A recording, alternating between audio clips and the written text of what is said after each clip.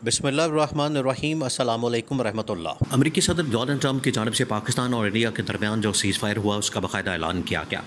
साथ ही अमरीकी सदर की जानिब से रिचर्ड किर्नेल के थ्रू इमरान खान की रिहाई के हवाले से बाकायदा तौर पर सरकारी तौर पर ऑफिशियली इस चीज़ की अनाउंसमेंट करवाई गई कि जहाँ पर अब पाकिस्तान इंडिया के दरमियान एक सीज़ फायर हो गया है। इनके दरमियान अब सुलह सफाई हो गई है।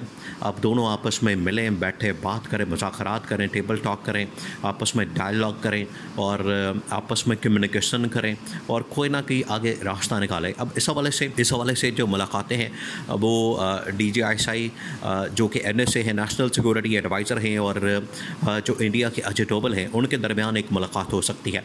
तो ये जो इनके दरमियान मुलाकातें हैं, इनके दरमियान जो मीटिंग है वो हो सकता है कि बैंकॉक के अंदर इनकी मुलाकात हो जाए या दुबई के अंदर मुलाकात हो जाए, किसी भी न्यूट्रल वेन्यू के ऊपर, क्योंकि ये इसके दरमियान डिसाइड हुआ है जब ये आपस में बैकडोर चैनल डिप्लोमेसी हो रही थी, बैकडोर चैनल के ऊपर बातचीत हो रही थी।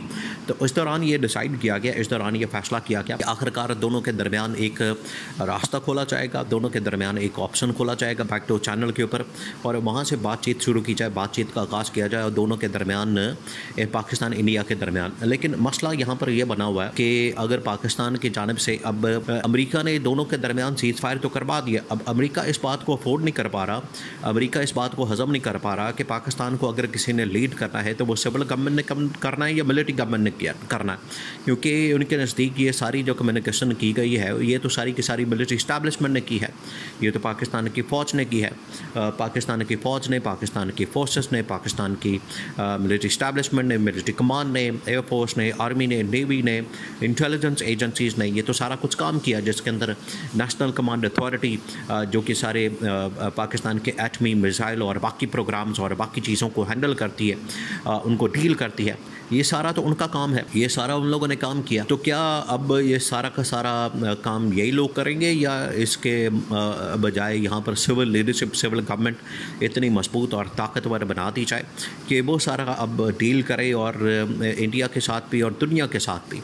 तो उन्होंने ये जब पूरा देखे, अब ये पूरी की पूरी ऑप्शन डिस्कशन अमेरिका के अंदर हो रही है। जिस तरीके से अमेरिका ने ये दोनों मुल्कों के दरमियान एक पैचअप करवाया, एक डील करवाई, इनके दरमियान एक कम्युनिकेशन और नेगोशिएट करवाया, क्या अब अमेरिका इस बात को देख रहा है कि आगे आगे हमने सेटअप कौन सा पाकिस्तान के अंदर नया बनाना है? क्या ये जो शहबाज शरीफ का सिटिंग गवर्नमेंट का मौजूदा हुकूमत का सेटअप ये चल सकता है? ये बाकी में काबिल कबूल है? इसके ज़रिए से कोई फ़ायदा हो सकता है? ये पाकिस्तान के लिए कारगर साबित हो सकता है? ये पाकिस्तान के लिए अब उन्होंने ये CIA और उनकी जो टॉप इस्टेब्लिशमेंट है उसने तमाम ऑप्शन रख दिए हैं डोनाल्ड ट्रंप के सामने। डोनाल्ड ट्रंप के सामने ये रखे गए ऑप्शन, उसके बाद ये फिर सरकारी तौर पर शहबाज शरीफ की रिमूवल का, शहबाज शरीफ को घर भेजने का, शहबाज शरीफ की छुट्टी का फ़ैसला किया गया। अब हुआ क्या? हुआ ये है, अब आपने इमेजिन करना है कि एक तरफ पाकिस्तान इंडिया के दरमियान इस वक्त full scale, full fledge war है, जंग हो रही है, आमने सामने, बिल्कुल आमने सामने, आई टू आई ये खड़े हो गए हैं और मिसाइल फायर हो रहे हैं, यहाँ से ड्रोन जा रहे हैं, एक दूसरे के ऊपर हमले किए जा रहे हैं, बॉर्डर के ऊपर फ़ौजें पहुँच गई हैं और एटमी मिसाइल बिल्कुल तैयार हो गए हैं। उधर फिर ट्रंप को बताया गया कि सिचुएशन बड़ी बिगड़ गई है। CIA ने और उनकी फ़ौज ने और उनकी इंतज़ामिया ने, अमेरिकी नायब सदर ने उनको बताया कि सिचुएशन बहुत बिगड़ गई, हमारे पास इन्फॉर्मेशन और इंटेलिजेंस मौजूद है कि ये तो अब हमला होने वाला है इंडिया के ऊपर, न्यूक्लियर, वो भी एटमी हमला होने वाला। उन्होंने कहा कि ये किसकी जानिब से हो रहा है? उन्होंने कहा कि ये पाकिस्तान के अंदर जो मिलिट्री कमांड है वो करने जा रही है। अब यहाँ पर घंटियाँ बजती हैं, यहाँ पर टलियाँ खड़कती हैं, यहाँ पर सबके कान खड़े होते हैं, वहाँ पर दौड़ें लगती हैं।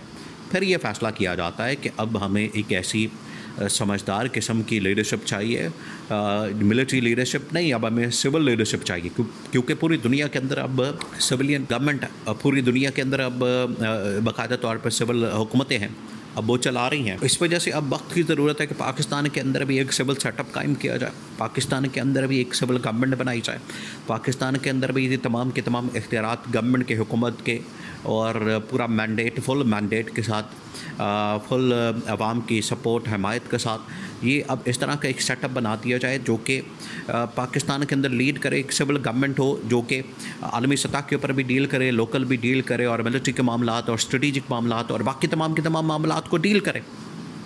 तो इस मकसद के लिए उन्होंने देखा है कि ये जो इस वक्त गवर्नमेंट है, सिटिंग गवर्नमेंट, अब आप इससे अंदाज़ा करें, उन्होंने कहा कि कौन आदमी है यहाँ पर बैठा हुआ सिटिंग गवर्नमेंट के अंदर। उन्होंने कहा शहबाज शरीफ नाम का एक बंदा वज़ीर आज़म है और वज़ीर ख़ारजा जो है वो इसहाक़ डार है। पहले वो अकाउंट का काम करता था, मुंशी था शरीफ ख़ानदान का, और एक ख्वाजा आसिफ है जो कि डिफेंस मिनिस्टर है। उन्होंने खोला इनका सारा खाता। उन्होंने कहा कि ये सारे के सारे जाली फॉर्म 47 के ऊपर बैठे हुए बग़ैर अवामी मैंडेट सपोर्ट हिमायत के, इनकी क्या औकात, इनकी क्या हैसियत, इनका क्या स्टेटस के हमारे साथ ये बात करें, डील करें, मामलात को हल करें, इनको तो फारिग करें। ये वहाँ पर फ़ैसला किया गया। अब ये फ़ैसला हुआ है कि जितना जल्दी हो सके इनको घर भेजा जाए। ये बाकायदा इंटेलिजेंस इंफॉर्मेशन सारी की सारी रिपोर्ट बना के पाकिस्तान के इस्टेब्लिशमेंट को भेज दी गई है और 2-3 इसमें डायरेक्शन दी गई हैं, जिसके अंदर जो टॉप एजेंडा, टॉप जो उसमें लिस्ट के अंदर पॉइंट है वो यही है कि इस गवर्नमेंट का बाप ने हल निकालना है। जिसके बाद रिचर्ड गिरनल की जानिब से, रिचर्ड गिरनल आप वो बंदा सेन में रखें।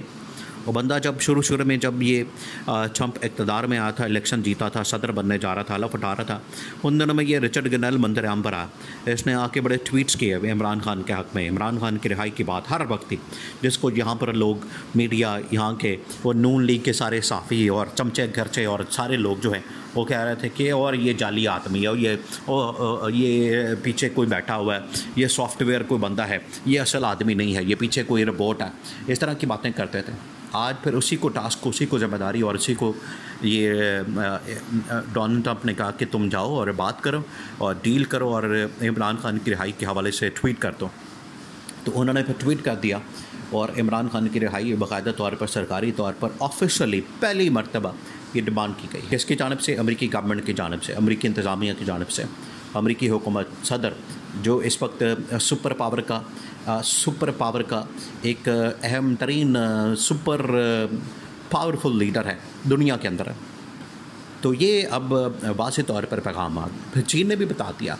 देखिए ये तुर्की ने, सऊदी अरब ने, बाकी ममालिक ने इनको बता दिया कि यहाँ पर ये शहबाज शरीफ को तो बिल्कुल समझ नहीं आती।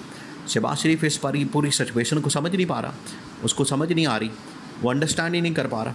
ना उसको इस वॉर का पता है, ना जंग का पता है, ना हालात का पता है। वो कहाँ से उठा, एक चीफ मिनिस्टर था, पंजाब का वज़ीर आला था, सड़कें बनाना, पुल बनाना वो उसका काम है, उस काम की तरफ इसको वापस भेजे। जंग कैसे होती है, स्ट्रेटेजिक मामलात क्या हैं, नेशनल कमांड अथॉरिटी क्या होती है, मिसाइल के मामलात, जंग के मामलात, डिप्लोमेटिक, सफारती, जुडिशल, बाकी चीज़ें, ये इसको नहीं पता। आप इसको छोड़ें और इसको घर भेजें। तो ये फ़ैसला हुआ कि एक ऐसा तगड़ा आदमी, इमरान खान जैसा लीडर आदमी आपने यहाँ पर ला के बैठाना है ताकि वो मुल्क व कौम को लीड कर सके।